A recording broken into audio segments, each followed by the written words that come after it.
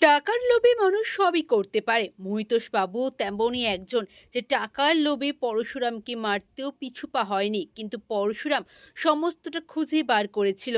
ওখানে গুলির দাগটা দেখে সে বুঝতে পেরেছিল, কারণ বলরামকে তটিনী বলেছিল যে আমি একটা গুলি শ্যুট করেছিলাম, আমি একটা বুলেটই শ্যুট করেছিলাম। আর পরশুরাম বুঝতে পারলো, তার মানে তটিনীর বুলেটটা আমার শরীরে লাগেইনি। হ্যাঁ, তটিনীর বুলেটটা পরশুরামের শরীরে লাগেইনি। তাহলে সৌরভ আর মহিতোষবাবু কাকে দিয়ে শ্যুটটা করিয়েছে? বাবিনকে দিয়ে। বাবিন সমস্ত শ্যুটগুলো করেছিল। আর মহিতোষবাবু এর সাথে যে জড়িত, সেটা কিন্তু বলরাম বলেই ফেলেছিল যে আমার মনে হচ্ছে স্যার সৌরভ এর সাথে জড়িত, আর আপনিও। তখনই মহিতোষবাবু বলে যে যেটা সৌরভ মনে হচ্ছে করে ফেলো, 3টে বুলেট আছে তো এখনো।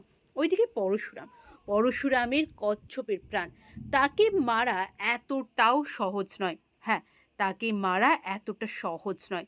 তাই পরশুরাম ফিরে এলো। পরশুরাম এবারে ফিরে এলো জীবনে। কাদের জীবনে বলুন তো?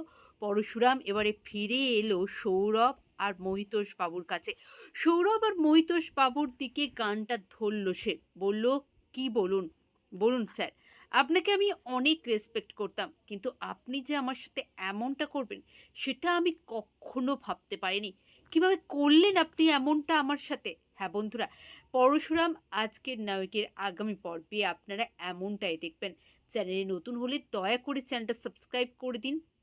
প্লিজ প্লিজ, সকলে খুব ভালো থাকুন, সুস্থ থাকুন। সিরিয়াল কিন্তু জমে উঠেছে।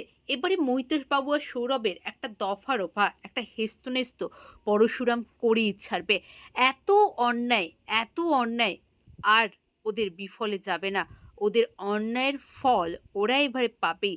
ওদের অন্যায়ের ফল ওদেরকে পেতেই হবে। আর সেই শাস্তি দেবে পরশুরাম নিজে হাতে। হ্যাঁ বন্ধুরা, পরশুরাম আজকের নায়কের আগামী পর্বে আপনারা এমনটাই দেখবেন।